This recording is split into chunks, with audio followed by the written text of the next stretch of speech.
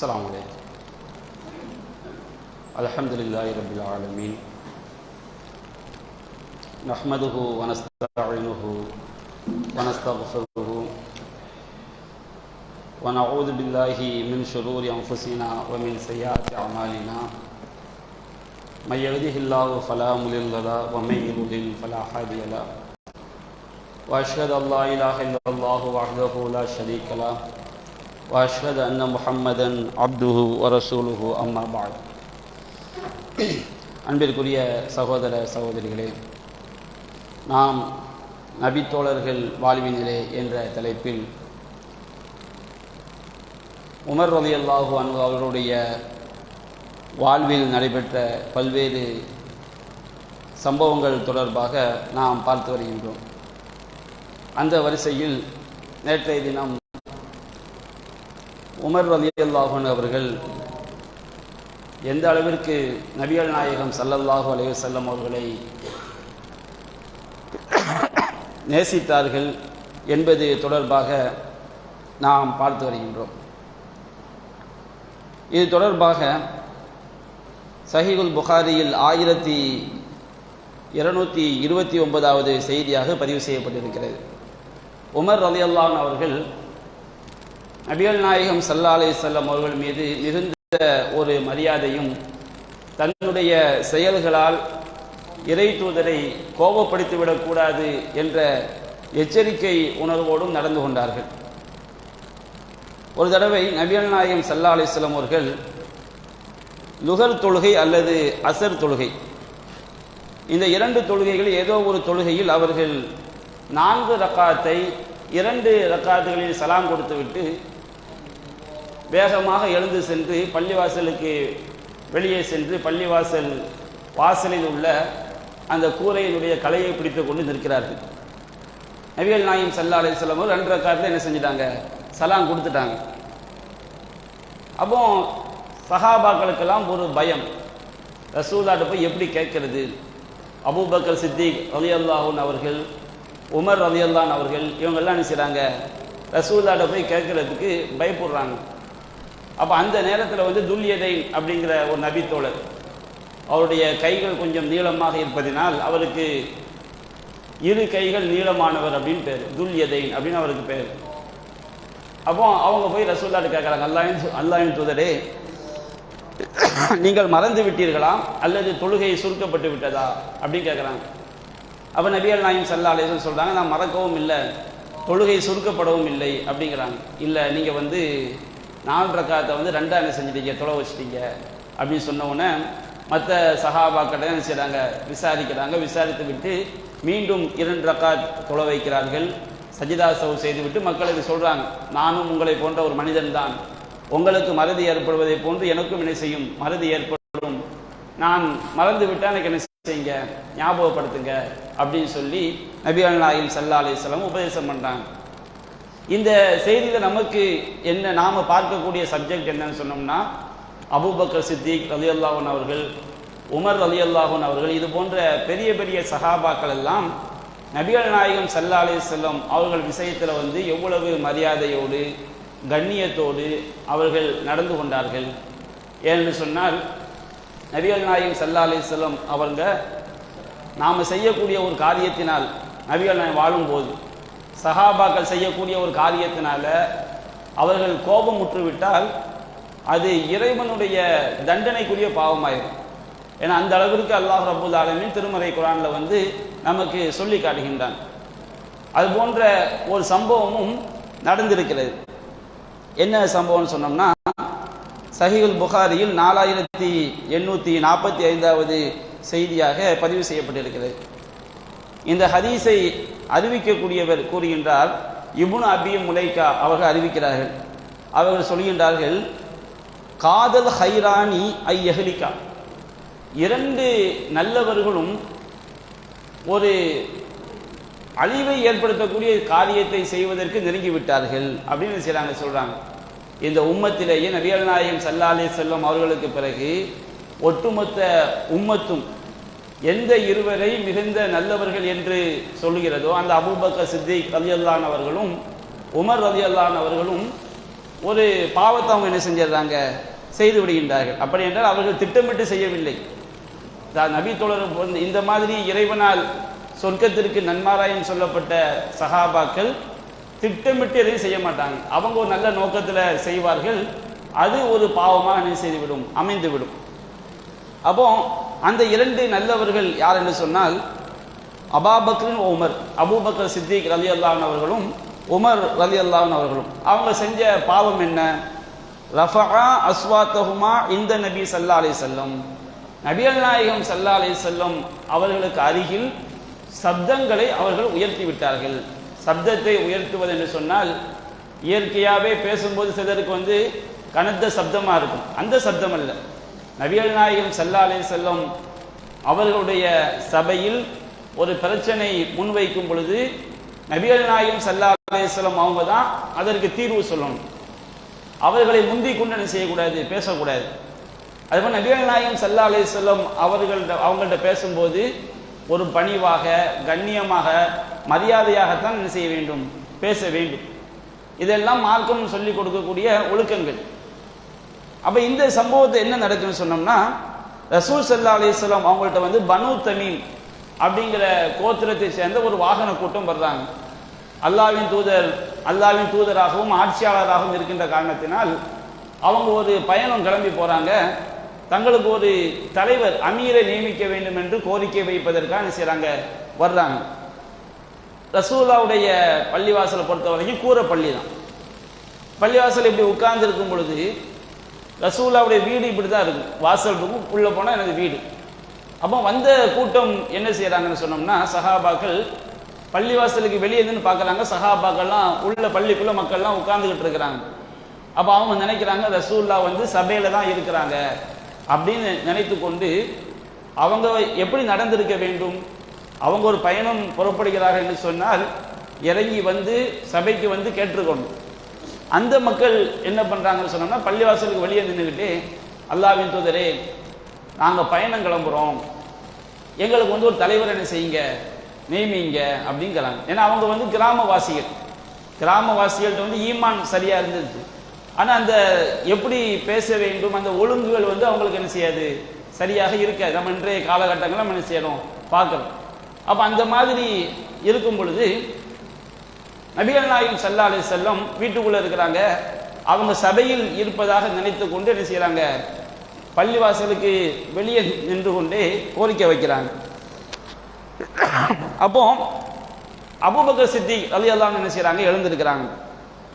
எழுந்திருச்சு பள்ளியிலிருந்து பேசினா வீட்டுக்குள்ள கேட்கும். அப்போ அவங்க சொல்றாங்க, அக்ரவ் இப்னு ஹாபிஸ் அப்படிங்கிற ஒரு நபி தோழர், அவருடைய பெயரை சொல்லி இவரை நீங்க என்ன செய்யுங்க, தலைவரா போடுங்க அப்படின்னு என்ன செய்யறாங்க, ரசூலுல்லாஹ்க்கு சொல்றாங்க. கோரிக்கை வைக்கப்பட்டது நபிகள் நாயகம் ஸல்லல்லாஹு அலைஹி வஸல்லம் அவங்கள்ட்ட. அவங்க தான் அதற்கு வழிகாட்டணும், தீர்ப்பு சொல்லணும். இந்த அபூபக்கர் சித்திக் ரலியல்லாஹு அன்ஹு செய்றாங்கன்னா, முந்தி கொண்டு ஒருவருடைய பெயரை சொல்லி இந்த அக்ரவ் இப்னு ஹாபிஸ் அவங்கள நீங்க என்ன செய்யுங்க, தலைவரா போடுங்க அப்படிங்கிறாங்க.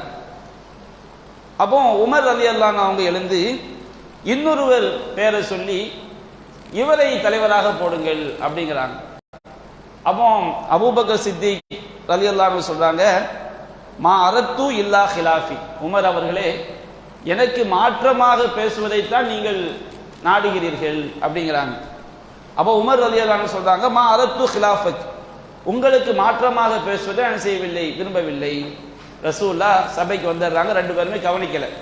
இருவருடைய சப்தங்களும் உயர்கிறது. ரஃபஆ அஸ்வாத்தஹுமா, இருவரும் தங்களுடைய சப்தங்களை உயர்த்தினார்கள். அப்ப சப்தங்களை உயர்த்தினார்கள் என்றால் என்ன விளங்குதுங்களா? சப்தத்தை உயர்த்துறதுனா சப்தமா பேசுறது கிடையாது. நபிகள் நாயகம் ஸல்லல்லாஹு அலைஹி வஸல்லம் அவங்க இருக்கும்போதே சர்ச்சை பண்றாங்க ரெண்டு பேரும். ரசூலுல்லாஹ்ட்ட ஒரு கோரிக்கை வைக்கப்படுது. அபூபக்கர் சித்திக் ஒருவருடைய பெயரை சொல்றாங்க, உமர் இன்னொருடைய பெயரை சொல்றாங்க. நீங்க எனக்கு மாத்தமா சொல்றீங்கன்னு அபூபக்கர் சொல்றாங்க. இல்ல, எது சரியோ அதை நான் சொன்னேங்கிறாங்க. இந்த மாதிரி ரெண்டு பேருடைய சப்தங்களும் ரசூலுல்லாஹ் இருக்கும் பொழுது இருவரும் என்ன செய்றாங்க, சர்ச்சை செய்து கொள்கிறார்கள். சர்ச்சை செய்து கொள்ளும் பொழுதுதான் அல்லாஹ் ரப்புல் ஆலமீன் திருமறை வசனத்தை இறக்கி வைக்கின்றார். யா அய்யுஹல்லதீன ஆமனூ லா தர்ஃபஉ அஸ்வாத்தகும் ஃபௌக சௌத்தி நபி, நம்பிக்கை கொண்டவர்களே, நபியுடைய சப்தத்திற்கு மேலாக உங்களுடைய சப்தங்களை நீங்கள் உயர்த்தாதீர்கள். நபியிட்ட ஒரு பிரச்சனை கொண்டு வரப்பட்டால் நபி அதற்கு தீர்ப்பு சொல்வாங்க. நீங்க என்ன செய்யாதீங்க, ஒருவருக்கொருவர் நபி முன்னாடி இருக்கும் போதே நீங்க சர்ச்சை பண்ணாதீங்க, முந்தி கொண்டு பேசாதீங்க. லா துகத்திமு பைன யதையில்லாஹி வ ரசூலிஹி, அல்லாஹ்வுக்கு முன்னாடியும் அல்லாஹ்வுடைய தூதருக்கு முன்னாடியும் நீங்கள் முந்தி கொள்ளாதீர்கள். அல்லாஹ் தீர்ப்பு சொல்ல வேண்டிய விஷயத்துல அல்லாஹ் சொல்வான், அல்லாஹ்வுடைய தூதர் தீர்ப்பு சொல்ல வேண்டிய விஷயத்துல அல்லாஹ்வுடைய தூதர் சொல்வாங்க. நீங்க முந்தி கொண்டு என்ன செய்யாதீர்கள், பேசாதீர்கள் என்று அல்லாஹ் வசனங்களை இறக்கி வைக்கின்றான். இன்னல்லதீன், அதாவது லா தர்ஃபவு அஸ்வாத்தகும் ஃபௌக சௌத்தி நபி அன் தஹ்பத அமாலுக்கும் வ அன்தும் லா தஷூரும். நீங்க அந்த மாதிரி நபி இருக்கும் பொழுது நபிக்கு முன்னாடி சர்ச்சை பண்ணி நீங்க சப்தங்களை உயர்த்தினால் உங்களுடைய அமல்கள் எல்லாம் அழிந்து போய்விடும். அது எப்படி அழிஞ்சது நமக்கே தெரியாது. அல்லாஹ்ட்ட போய் நிற்கும் போது பார்த்தா நம்ம செய்த அமல்கள் எல்லாம் ஒன்றுமே இல்லாம ஆயிடும். அப்போ உங்களுடைய அமல்கள் எல்லாம் அழிந்து போய்விடும். அது அழிவது எப்படி உங்களுக்கு என்ன செய்யாது, தெரியாது. நீங்கள் அதை அறிய முடியாது. அறிய முடியாத விதத்தில் உங்களுடைய அமல்கள் என்ன செய்துவிடும், அழிந்து விடும் என்று அல்லாஹ் வசனத்தை இறக்கி வைக்கின்றார். இன்னல்லதீன யகுல்லூன அஸ்வாத்தஹும் இன்த ரசூலில்லாஹ், அல்லாஹ்வுடைய தூதருடைய சபையில் இருக்கும் பொழுது எவர்கள் தங்கள் சப்தங்களை தாழ்த்துகிறார்களோ, பேசும்போதும் தாழ்த்தி தான் பேசணும். அது மட்டுமல்ல, பிரச்சனையை ரசூலுல்லாஹ்க்கு முன்னாடி சர்ச்சை என்பது நடக்கக்கூடாது. அல்லாஹ்வுடைய தூதர் இறைவன் இருந்து அவங்களுக்கு இறை செய்தி வருது. அப்ப இறை தூதர் இருக்கும்போது அந்த சபையில சர்ச்சை நடக்குன்னு சொன்னோம்னா அது ஈமானுக்கு என்ன கிடையாது, அளவுகோலே கிடையாது. என்று அல்லாஹ் என்ன உத்தரவிடுகின்றான், ஃபலா வ ரப்பிக லா யூமினூன ஹத்தா யுஹக்கிமுக ஃபீமா ஷஜர பைனஹும், அவர்களுக்கு மத்தியிலே பிரச்சனை ஏற்படும் பொழுது உம்மை நீதிபதியாக ஆக்கி நீங்கள் சொல்லக்கூடிய கருத்திலே கடுகளவு கூட உள்ளத்துல சஞ்சலம் கொள்ளாமல் ஒய் சல்லிமு தஸ்லீமா, அவர்கள் முழுவதுமாக கட்டுப்படுகின்றவரை அவர்கள் ஈமான் கொண்டவர்கள் ஆக முடியாது.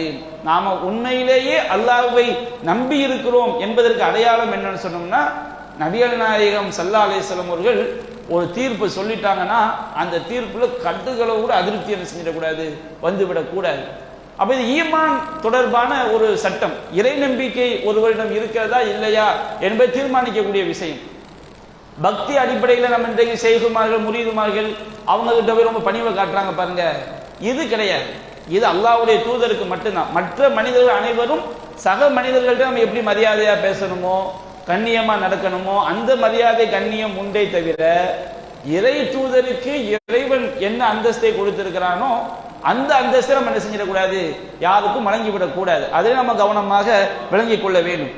அப்போ அல்லாஹ் ரப்பல் ஆலமீன் வசனத்தை இறக்கி வைக்கின்றான், இன்னல்லதீன யகுல்லூன அஸ்வாத்தஹும் இன்த ரசூலில்லாஹ், ரசூலுல்லாஹ்வுக்கு அவையில இருக்கும் பொழுது தங்களுடைய சப்தங்களை எவர்கள் தாழ்த்தி கொள்கிறார்களோ உலாயிக்க லம் தஹனல்லாஹு குலூபஹும் லித்தக்வா, அவர்களுடைய உள்ளங்களைத்தான் அல்லாஹ் இறையச்சத்தால் நிரப்பி இருக்கின்றான். உண்மையான இறைவன் அஞ்சக்கூடியவங்க யாரு, அல்லாஹ்வுடைய தூதர் என்று நாம் நம்பிக்கை கொண்டு விட்டால் அகில உலகங்களையும் படைத்த இறைவன் அனுப்பிய தூதர். அப்ப அந்த இறைவன் அனுப்பிய தூதருக்கு என்று நாம் நம்பும் பொழுது அவங்களுடைய சபையில் என்ன செஞ்சிடக்கூடாது, எவர்கள் சப்தங்களை தாழ்த்தி கொள்கிறார்களோ அவர்களுடைய உள்ளங்களைத்தான் அல்லாஹ் இறையச்சத்தால் நிரப்பி இருக்கின்றான் என்று அல்லாஹ் வசனத்தை இறக்கி வைக்கின்றான். அப்ப இந்த வசனம் இறக்கி வைக்கப்பட்ட பிறகு இரண்டு நல்லவர்களுமே தங்களுடைய அந்த தவறுகளை என்ன செய்யறாங்க, வழங்கி கொண்டு அல்லாஹ்ட்ட தௌபா செய்யறாங்க. இது அவங்க அதாவது இறை தூதருக்கு மாறு செய்ய வேண்டும் என்ற எண்ணம் கடுகளவு கூட இது கிடையாது.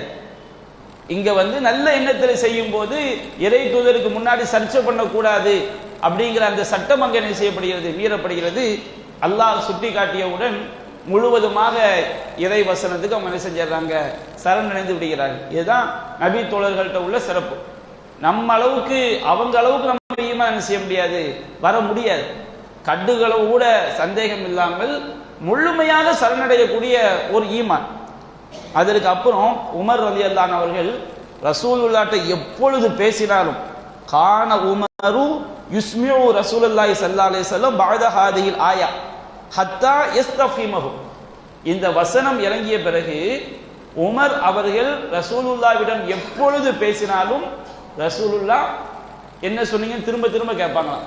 உமர் என்ன சொன்னீங்க, என்ன எப்போ அவங்க பேசினாலும் முதல் தடவை பேசுவாங்க.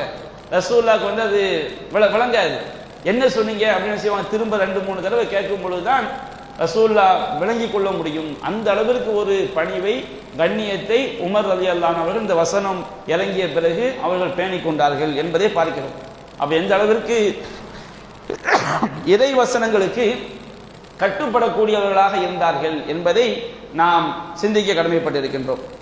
அதுபோன்று உமர் ரலியல்லாஹு அன்ஹு அவங்க இறை தூதர் ஸல்லல்லாஹு அலைஹி வஸல்லம் அவர்களை எந்த அளவிற்கு நேசித்தார்கள் என்பதற்கு இன்னொரு சான்று என்னன்னு சொன்னோம்னா, சஹீஹுல் புகாரில 4913வது செய்தியாக பதிவு செய்யப்பட்டிருக்கிறது. ஒரு தடவை நபிகள் நாயகம் ஸல்லல்லாஹு அலைஹி வஸல்லம் அவர்கள் தன்னுடைய மனைவியரை தலாக் விட்டுட்டாங்க அப்படிங்கிற ஒரு செய்தி மக்கள்கிட்ட பரவுது. தலாக் விடவில்லை, தலாக் விட்டதாக செய்தி என்ன செய்கிறது, சஹாபாக்கள் மத்தியில் அப்படியே பரவுது. அப்போ பரவியவுடன் உமர் ரலியல்லாஹு அன்ஹு அவர்கள் ரசூலுல்லாவை பார்க்கறதுக்காண்டி வர்றாங்க. ஒரு அதிர்ச்சி, ஏன்னா அவங்களுடைய மகளும் இருக்கிறாங்க, இன்னும் நிறைய குறைஷிக்குள்ள பெண்கள் இருக்கிறாங்க. எல்லாரும் இருக்கும் பொழுது ஒரு பயத்தோடும் அச்சத்தோடும் வர்றாங்க. ரசூல் ஸல்லல்லாஹு அலைஹி வஸல்லம் அவங்க கிட்ட வரும்போது அது ஒரு பெரிய சம்பவம். நமக்கு தேவையான ஒரு விஷயத்தை மட்டும் நம்ம என்ன செய்யறோம் பார்க்கிறோம். ரசூலுல்லாஹ்ட்ட அனுமதி கேட்கிறாங்க. நபிகள் நாயகம் ஸல்லல்லாஹு அலைஹி வஸல்லம் அனுமதி கொடுக்குறாங்க. அனுமதி கொடுத்த உடனே ரசூலுல்லாஹ்வுடைய வீட்டுக்குள்ள வர்றாங்க. வந்தால் நபிகள் நாயகத்துடைய நிலையை உமர் ரலியல்லாஹு அன்ஹு அவர்கள் நமக்கு எடுத்து சொல்றாங்க. வ இன்னஹு லஅலா ஹஸீர், நபிகள் நாயகம் ஸல்லல்லாஹு அலைஹி வஸல்லம் அவர்கள் ஒரு கயிற்று கட்டிலின் மீது என்ன செய்கிறார்கள், படுத்து கிடக்கிறார்கள். அவங்க ஒரு கயிற்று கட்டின் மீது படுத்திருக்கின்றார்கள். மா பைனஹு வ பைனஹு ஷைஉ, வெறும் கயிறு தான். அந்த ரசூலுல்லாஹ்வுடைய செவந்த மேனிக்கும் அந்த கயிறுக்கு மத்தியில் எதுவுமே கிடையாது. நம்ம இன்னைக்கு பஞ்சு மெத்தை போட்டிருக்கோம், பாய் போட்டிருக்கோம், குறைஞ்சபட்சம் ஒரு போர்வையால் என்ன செய்வோம், விரிச்சு படுப்போம். ஆனால் வெறும் கயிற்று கட்டில்.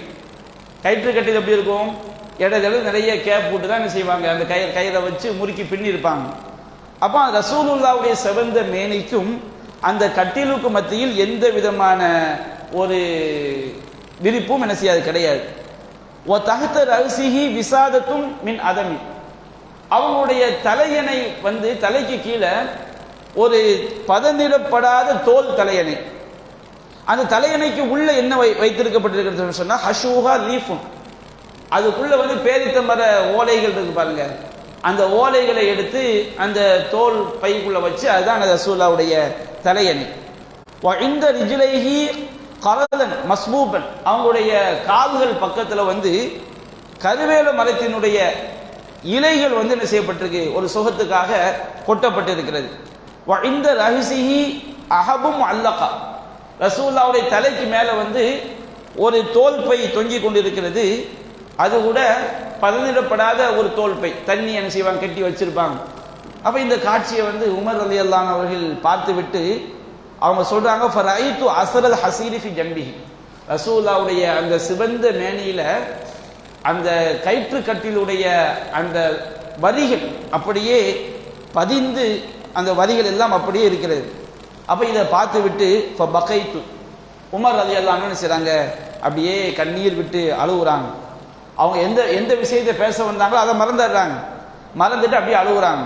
அப்ப ரசூலுல்லாஹ் கேட்குறாங்க, மா யுபுகிக், உமர் அவர்களே உங்களை எது அழ வைத்தது அப்படின்னு கேட்டவுடனே அவங்க சொல்றாங்க, யா ரசூலல்லாஹ் இன்ன கிஸ்ரா வ கைசர் ஃபீமா ஹும் ஃபீ, கிஸ்ரா கைசர் போன்ற மன்னர்கள், ரோம் பாரசீக மன்னர்கள், ரசூலுல்லாஹ் மதீனாவில் ஆட்சி நடக்கும் பொழுது சுற்றி உள்ள ஆட்சி ரோமாபுரி ஆட்சி, பாரசீகர்களுடைய ஆட்சி, அவங்களெல்லாம் எவ்வளவு பெரிய ஒரு அந்தஸ்தில் இருக்கிறார்கள். அந்த ரசூலுல்லாஹ், நீங்க அல்லாஹ்வுடைய தூதராக இருக்கிறீர்கள், உங்களுக்கு இப்படிப்பட்ட ஒரு நிலையா அப்படின்னு சொன்ன உடனே நபிகள் நாயகம் அவங்களுக்கு சொல்லி கொடுக்குறாங்க, அம்மா தர்லா அன் தக்கூன லஹுமுத் துன்யா வதனா ஆகிரா, உமரே நீங்கள் பொருந்திக் கொள்ளவில்லையா, அந்த ரோம் பாரசீகம் அந்த பெரிய பெரிய மன்னர்களுக்கெல்லாம் இந்த உலகம்தான் அவங்களுக்கு சொர்க்கம் என்பது, இந்த உலகம்தான். வலனால் ஆகிரா, நமக்கு இந்த உலகம்லாம் நம்முடைய லட்சியம் கிடையாது, நமக்கு மறுமைதான் லட்சியம் என்று நபிகள் நாயகம் ஸல்லல்லாஹு அலைஹி வஸல்லம் அவர்கள் உமர் ரலியல்லாஹு அன்ஹு அவர்களுக்கு இந்த நம்முடைய நோக்கம் என்ன என்பதை என்ன செய்றாங்க, சொல்லி கொடுக்குறாங்க. அப்ப இந்த சம்பவத்தை எடுத்து பாருங்க, உமர் ரலியல்லாஹு அன்ஹு அவர்கள் நபிகள் நாயகம் ஸல்லல்லாஹு அலைஹி வஸல்லம் அவங்களுடைய நிலையை கண்டு அப்படியே கண்ணீர் வடிக்கிறார்கள் என்று சொன்னால் அவங்க எந்த அளவிற்கு பாசம் வைத்திருந்தார்கள் என்பது நமக்கு என்ன செய்கிறது, இந்த சம்பவம் தெளிவாக எடுத்து காட்டுகிறது. அதே போன்று இஸ்லாமிய வரலாறுகளில் வந்து நபிகள் நாயகம் ஸல்லல்லாஹு அலைஹி வஸல்லம் அவருடைய வரலாற்றை நாம் படிக்கும் பொழுது உமர் ரலியல்லாஹு அன்ஹு, அபூபக்கர் சித்திக் ரலியல்லாஹு அன்ஹு இவங்களை தவிர்த்து விட்டு ரசூலுல்லாஹ்வுடைய வரலாறு சொல்லவும் முடியாது. அதே போன்று இந்த சஹாபாக்களுடைய வரலாறை நாம் தெரியும் பொழுது நபிகள் நாயகத்தோடு அவங்க வாழ்ந்த பல்வேறு வரலாற்று சம்பவங்கள் இணைந்து என்ன செய்யும் வரும். அதுல ஒரு விஷயம் என்னவென்று சொன்னால், பத்ரு போர் விஷயத்துல வந்து நடந்த ஒரு சம்பவம். பத்ரு போர் நாம் எல்லாம் கேள்விப்பட்டிருப்போம். முஸ்லிம்கள் வந்து 300க்கும் கொஞ்சம் அதிகமாக தான் செஞ்சாங்க, இருந்தாங்க. எதிரி படைகள் 1300 பேருக்கு அதிகமாக செய்தார்கள், இருந்தார்கள். அந்த போர்ல வந்து அல்லாஹ் ரப்புல் ஆலமீன் முஸ்லிம்களுக்கு மிகப்பெரிய வெற்றியை அல்லாஹ் கொடுக்கின்றான். அப்ப வெற்றியை கொடுக்கும் பொழுது காஃபிர்கள்ல 70 பேர் கொல்லப்படுறாங்க, 70 பேர் செய்யப்படுறாங்க, கைது செய்யப்படுறாங்க. கைது செய்யப்பட்டவங்களாம் யாருன்னு நீங்க பாத்தீங்கன்னா எல்லாமே அலி ரலியல்லாஹு அன்ஹு அவங்களுக்கு சொந்தக்காரங்க, ரசூலுல்லாஹ்வுக்கு சொந்தக்காரங்க, அபூபக்கர் சித்திக் அவர்களுக்கு சொந்தக்காரங்க, உமர் ரலியல்லாஹு அன்ஹு சொந்த, இப்படி சஹாபாக்களுடைய சொந்தக்காரங்க தான் என்ன செய்யப்படுறாங்க, கைது செய்யப்படுறாங்க. அப்போ 70க்கும் அதிகமான குறைஷி தலைவர்கள் அவங்கள தான் அன்னைக்கு கதை முடிக்கப்பட்டுதான் வச்சுக்கிடுங்க. ஒரு மிகப்பெரிய பெரிய பிரச்சனை, அல்லாஹ்வுடைய நாட்டம் என்றாலும் அந்த செய்தியில் நம்ம விளங்கக்கூடிய விஷயத்தை நம்ம சொல்றோம். அவங்களுடைய கதை, கைது செய்யப்பட்ட அந்த தலைவர்களுடைய கதை அன்றே முடிக்கப்பட்டு விட்டால் இஸ்லாத்துக்கு வந்து அது மிகப்பெரிய ஒரு வெற்றியாக என்ன செஞ்சிருக்கும், இன்னும் மிகப்பெரிய ஒரு வெற்றியாக ஆகியிருக்கும். என்றாலும் அல்லாஹ் எதை எப்படி நாட வேண்டும் என்று நாடி இருக்கிறானோ அப்படித்தான் நடக்குது. அப்போ நபிகள் நாயகம் ஸல்லல்லாஹு அலைஹி வஸல்லம் அவங்க அந்த 70 குறைஷி தலைவர்கள், முக்கிய பிரமுகர்கள், போருக்கு வந்தவங்க கைது சிறை பிடிக்கப்பட்டவுடன் ரசூலுல்லாஹ் ஒரு ஆலோசனை பண்றாங்க சஹாபாக்கள்ல. அப்போ உமர் ரலியல்லாஹு அன்ஹு அவங்கள்ட்ட ரசூலுல்லாஹ் கேட்கிறாங்க, மாத்தரா இப்னல் ஹத்தாப், ஹத்தாபுடைய மகனே நீங்க என்ன சொல்றீங்க அப்படின்னு கேட்டவுடனே உமர் ரலியல்லாஹு அன்ஹு சொல்றாங்க, லா வல்லாஹி யா ரசூலல்லாஹ். முதல்ல அபூபக்கர் சித்திக் கிட்ட கேட்கிறாங்க. அபூபக்கர் சித்திக் அவங்கள்ட்ட தான் முதல் கருத்தை கேட்பாங்க. ரசூலுல்லாஹ்க்கு அடுத்து அவங்க தானே. அவங்க அபூபக்கர் சித்திக் ரலியல்லாஹு அன்ஹு இறை தூதர் கிடையாது, இறை தூதர் அந்தஸ்துக்கு நாம் உயர்த்தி விடவும் கூடாது. என்றாலும் ரசூலுல்லாஹ்க்கு அடுத்து சிறந்தவங்க யாரு தான், அபூபக்கர் சித்திக் ரலியல்லாஹு அன்ஹு அவங்க தான். அப்ப அவங்கள்ட்ட கேட்கிறாங்க. அவங்க ஒரு கருத்து சொல்றாங்க, இவர்கள் எல்லாம் நம்முடைய சொந்தக்காரங்க, நம்முடைய தந்தையின் உடன் பிறந்த சகோதரர்கள், அவங்களுடைய பிள்ளைங்க, நம்ம அண்ணன் தம்பி இவங்க தான் இருக்கிறாங்க.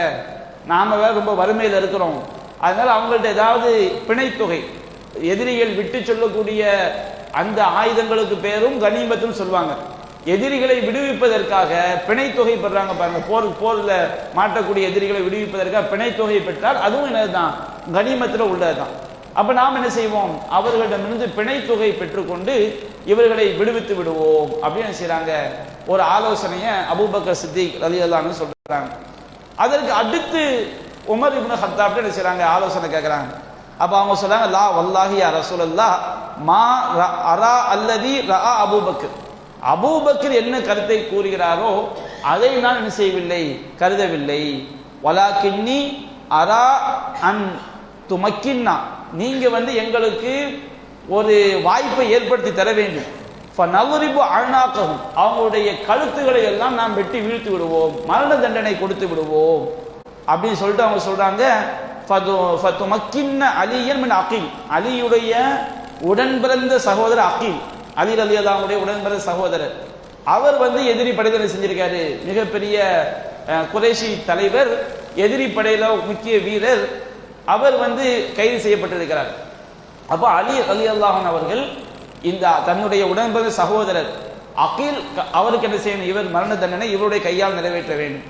தன்னுடைய சொந்தக்காரர் ஒரு ஆளை சொல்லி ஃபதுமக்கின்னி மின் ஃபுலான் ஃபஅல்ரிபு உனுகஹு, என்னுடைய சொந்தக்காரர் இவர் மாட்டியிருக்கிறார், அவருக்கு வந்து எனக்கு எங்கிட்ட ஒப்படைச்சிருங்க, அவருக்குரிய மரண தண்டனை நான் செய்து விடுகின்றேன், நிறைவேற்றி விடுகின்றேன் அப்படின்னு சொல்லிட்டு காரணம் சொல்றாங்க.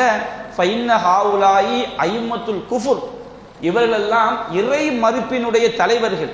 ஓ சனாதீதுகா, அந்த இறை மறுப்பிற்கு இவங்க தான் ஹானிவரா இருக்கிறாங்க. இவங்களுடைய கதை என்ன செய்ய வேண்டும், முடிக்க வேண்டும். அப்ப கூட சொந்த பகை கிடையாது, இவங்க இறை மறுப்புக்கு இவங்களால தான் அந்த குஃபுர் என்ன செய்து அங்க வந்து நிக்கிது. இவர்களை ஒழித்து விட்டால் இறை மறுப்பு, அது குஃபுர் வந்து ஷிர்க் என்ன செய்து விடும், ஒளிந்து விடும் அப்படிங்கிற அடிப்படையில் சொல்றாங்க. நபிகள் நாயகம் ஸல்லல்லாஹு அலைஹி வஸல்லம் அவர்கள் அல்லாஹ்வுடைய நாட்டப்படி அபூபக்கர் சித்திக் ரலியல்லாஹு அன்ஹுடைய கருத்தின் பக்கம் என்ன செய்து விடுகிறார்கள், அவங்க சாய்ந்து விடுகிறார்கள்.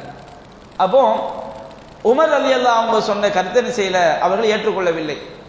வஷாவிருஹும் ஃபில் அம்ர், அல்லாஹ் சொல்லக்கூடிய ஒரு வழிகாட்டுதல், அவர்களிடத்தில் மஷோரா செய்வீராக. ஃபைதா அஸம்த, நீங்கள் ஒரு உறுதியான முடிவெடுத்து விட்டால் ஃபதவக்கல் அலல்லாஹ், அல்லாஹ் மீது என்ன செய்யுங்கள், நம்பிக்கை வையுங்கள். அப்ப இது இஸ்லாத்தினுடைய முதல் போர். இந்த முதல் போர்ல நபிகள் நாயகம் ஸல்லல்லாஹு அலைஹி வஸல்லம் அவர்கள் அல்லாஹ்வுடைய இறை செய்தி என்ன சட்டம் வருகிறது என்று அவங்க எதிர்பார்க்காம என்ன பண்ணிடுறாங்க, சஹாபாக்களோட ஒரு மஷோரா அடிப்படையில் உலக விஷயமாக கருதி மஷோரா அடிப்படையில் என்ன செஞ்சிடறாங்க, ஒரு முடிவு எடுத்துடுறாங்க. முடிவு எடுத்த உடனே மறுநாள் நபிகள் நாயகம் உமர் ரலியல்லாஹு அன்ஹு செய்றாங்க, ரசூலுல்லாஹ் பார்க்க வர்றாங்க. பார்க்க வரும்பொழுது அபூபக்கர் சித்திக் ரலியல்லாஹு அன்ஹு ரசூலுல்லாஹ் உட்கார்ந்து அவங்க அப்படியே அழுது கொண்டு இருக்கிறார்கள். அப்போ உமர் சொல்றாங்க, யா ரசூலல்லாஹ் அக்பிர்னி மின் ஐயி ஷைஇன் தபுக்கி, எனக்கு நீங்க சொல்லுங்க எதுக்காக நீங்கள் அழுகிறீர்கள். அன்தவ சாஹிபுக, நீங்களும் உங்கள் தோழரும் எதற்காக அழுகிறீர்கள். ஃபைன் வஜத்து புகா அன் பகைத்து, நீங்க அந்த அழுவதற்கான காரணத்தை சொன்னால் எனக்கு அந்த காரணம் அழுகை ஏற்படுத்தும் என்றால் நானும் அழுவேன். வயில்லா, அப்படி ஃபைல்லம் அஜித் புகான், எனக்கு அழுகை வரவில்லை என்றால் த பாக்கைத்து, நான் என்ன செய்வேன், அழுக வர்ற மாதிரியாவது நான் என்ன செய்வேன், இருப்பேன் அப்படின்னு என்ன செய்றாங்க சொல்றாங்க. சொன்ன உடனே த பாக்கைத்து நீ புகாயிக்குமா, உங்கள் இருவரின் அழுகையின் காரணமாக நான் என்ன செய்வேன், அழுக வர்ற மாதிரி நானும் ஆயிடுவேன் அப்படிங்கிறாங்க. அப்போ நபிகள் நாயகம் ஸல்லல்லாஹு அலைஹி வஸல்லம் சொல்றாங்க,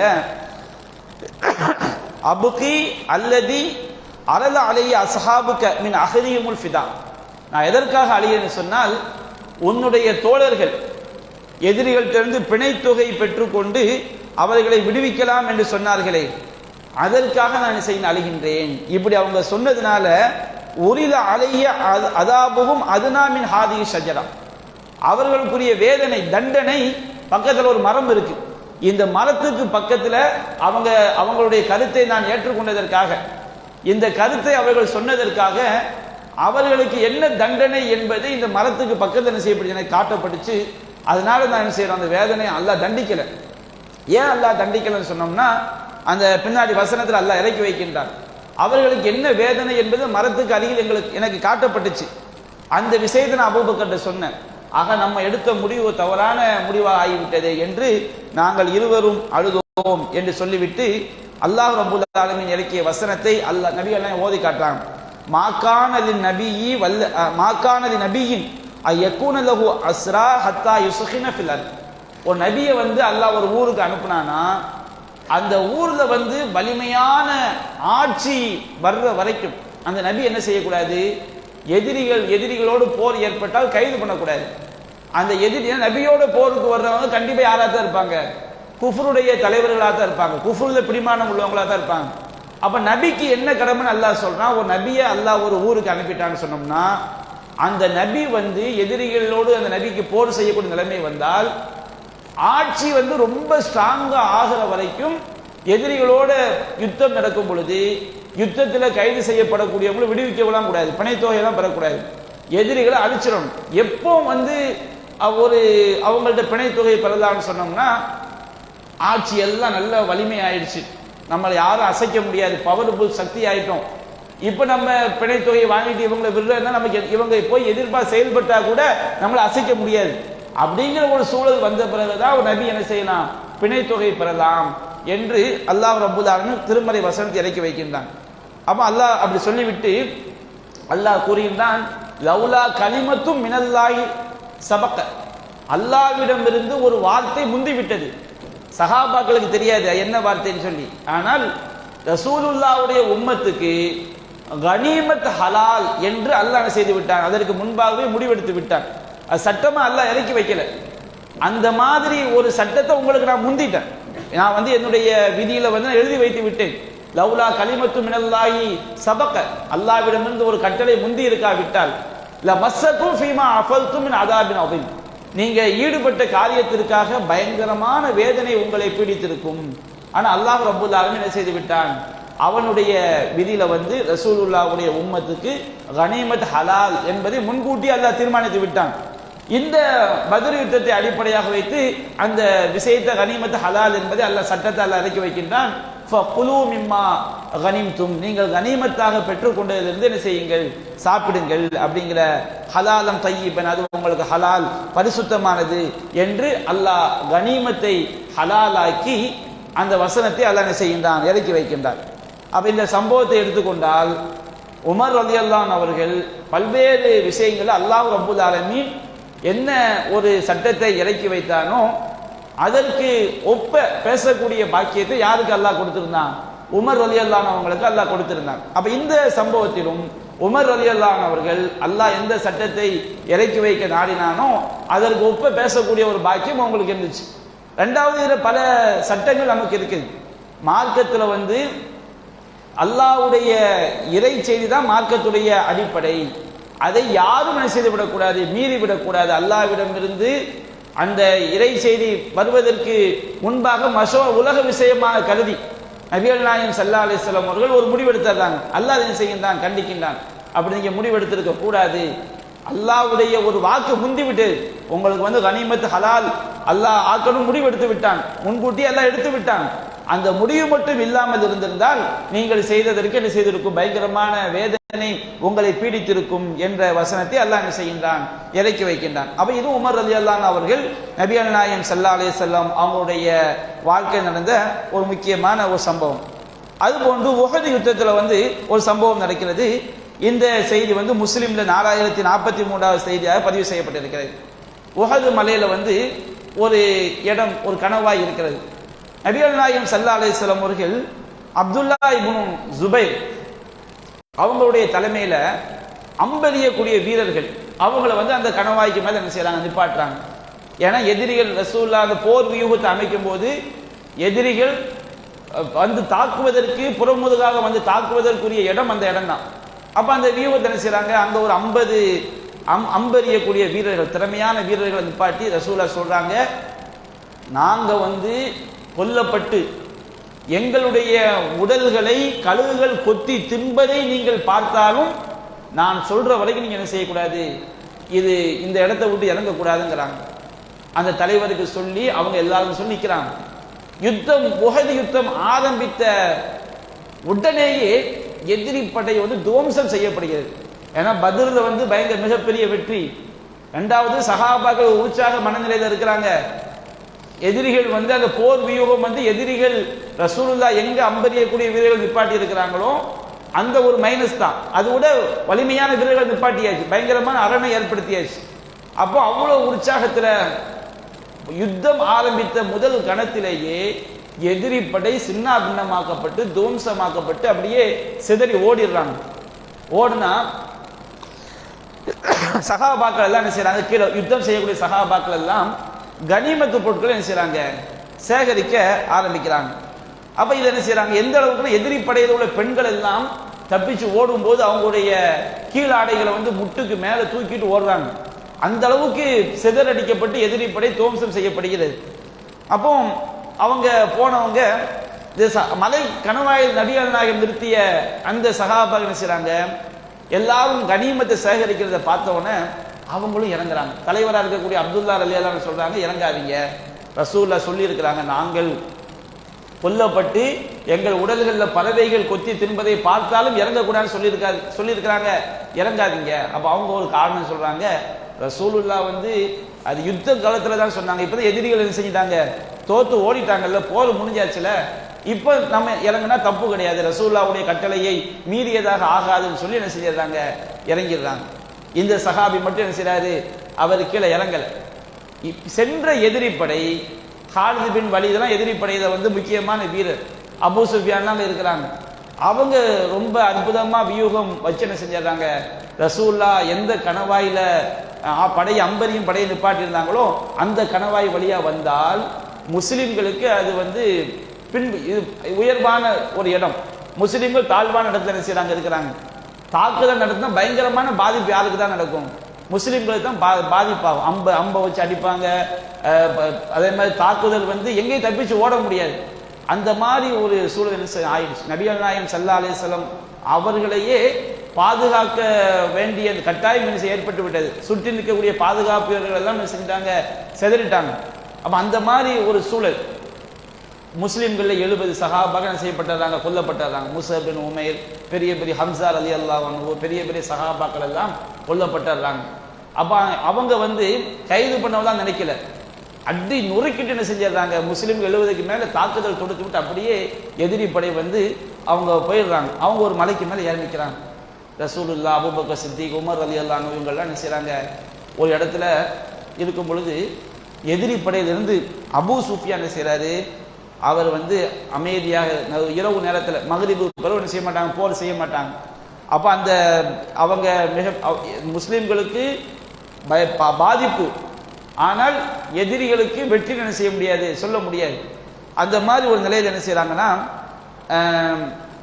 அபூ சுஃபியான் அவர் கேட்கிறார் அந்த மக்ரிபுக்கு பிறகு, அஃபீக்கும் அஃபில் கௌமி முஹம்மத், இந்த கூட்டத்தில் முஹம்மது ஸல்லல்லாஹு அலைஹி வஸல்லம் இருக்கிறாங்களா? அவங்க ஸல்லல்லாஹு அலைஹி வஸல்லம் சொல்ல மாட்டாங்க, இந்த கூட்டத்தில் முஹம்மது இருக்கிறாரா அப்படின்னு கேட்குறாங்க.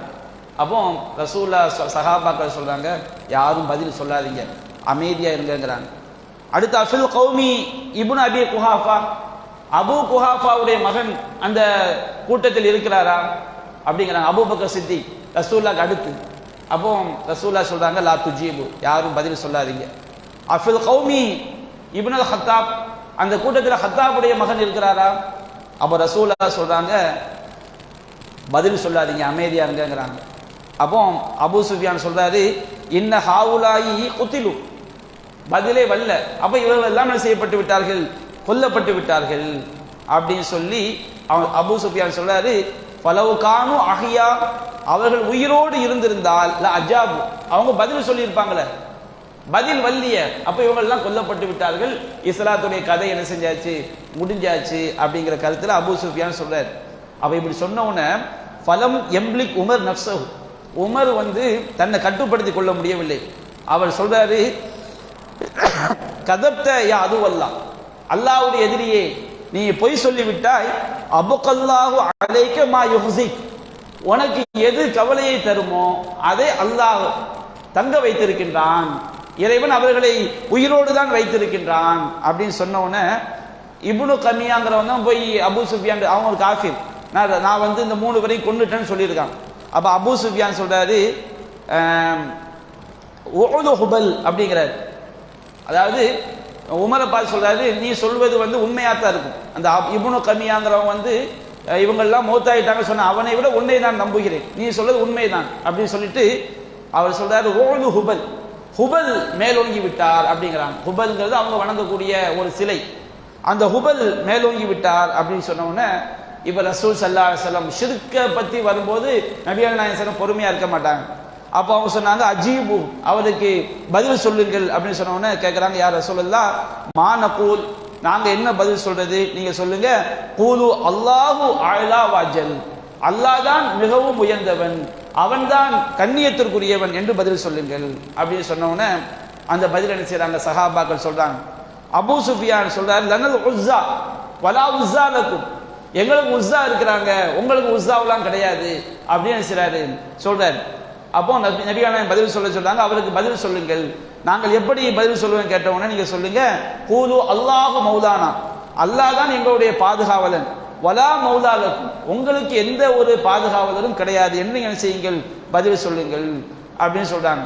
அடுத்து அபூ சுஃபியான் சொல்றாரு, யௌமு பத்ரின், இந்த நாள் என்பது பத்ருடைய நாளுக்கு பகரமாகிவிட்டது. வல் ஹர்பு சிஜால், யுத்தம் என்பது கிணற்று வாளி மாதிரி தான், ஒரு தடவை நீங்க ஜெயிச்சா இன்னொரு தடவை நாங்க என்ன செய்வோம், ஜெயிப்போம், நீங்க ஜெயிச்சதுனால சத்தியம் என்பது இல்லைங்கிற கருத்துல சொல்றாரு. யுத்தம் என்பது கிணற்று வாளியை போன்றுதான் அப்படின்னு சொன்ன உடனே நபிகள் பதில் சொல்றாங்க, அப்படி கிடையாது, உங்களில் கொல்லப்பட்டவர்கள் நரகத்தில் இருக்கிறார்கள், எங்களில் கொல்லப்பட்ட எங்க இருக்கிறாங்க, சொர்க்கத்தில் இருக்கிறார்கள். ரெண்டும் என்ன கிடையாது, இந்த உலகத்துல வேணா வெற்றி தோல்வி மாறி மாறி வரலாம், ஆனா உங்களில் கொல்லப்பட்டவங்க நரகத்தில் இருக்கிறாங்க, எங்களில் கொல்லப்பட்டவங்க வந்து சொர்க்கத்தில் இருக்கிறார்கள் அப்படிங்கிற அந்த பதில் என்ன செய்றாங்க சொல்றாங்க. நீங்கள் நாங்களும் சமம் கிடையாது, உங்களில் கொல்லப்பட்டவர்களும் எங்களில் கொல்லப்பட்டவர் சமம் கிடையாது அப்படிங்கிற பதில சொல்லி கொடுக்குறாங்க. அப்ப இந்த சம்பவத்துல பாருங்க, நபிகள் நாயகம் ஸல்லல்லாஹு அலைஹி வஸல்லம் அவங்க கொல்லப்பட்டதாக செய்தி பரவக்கூடிய நேரத்திலையும் உமர் ரலியல்லாஹு அன்ஹு அவர்கள் அந்த ரசூலுல்லாஹ் மௌத்தாயிட்டாங்க, அபூபக்கர் சித்திக் மௌத்தாயிட்டாங்க, ஹத்தாப் இப்னு ஹத்தாப் உமர் ரலியல்லாஹு அன்ஹு அவங்க மௌத்தாயிட்டாங்க செய்தி பரவும் போது அவங்க தன்னையே கட்டுப்படுத்த முடியாம அவங்க என்ன செய்றாங்க, பதில் சொல்றாங்க. நபிகள் நாயகம் ஸல்லல்லாஹு அலைஹி வஸல்லம் அதை என்ன செய்யல, தடுக்கவில்லை. அப்ப இந்த அளவிற்கு இஸ்லாத்தின் மீது நபிகள் நாயகம் ஸல்லல்லாஹு அலைஹி வஸல்லம் அவர்கள் மீது மார்க்கத்தை மேலோங்க செய்ய வேண்டும் என்பதற்காக உமர் ரலியல்லாஹு அன்ஹு அவர்கள் பல்வேறு தியாகங்களை, மன உறுதியை உடைய ஒரு சஹாபியாக நபி தோழராக திகழ்ந்திருக்கிறார்கள். இன்னும் அவங்களுடைய வாழ்க்கையில பல்வேறு நிகழ்வுகள் அவங்களுடைய மகத்துவத்தை காட்டக்கூடிய வகையில் இருக்கிறது. இன்ஷா அல்லாஹ் வரக்கூடிய நாட்களில் நாம் அவற்றை தொடர்ச்சியாக விரிவாக காண்போம். வாஹது அவானா அல்ஹம்துலில்லாஹி ரப்பில் ஆலமீன். அஸ்ஸலாமு அலைக்கும். அன்பிற்குரிய சகோதரர்களே, இந்த ஃபேன்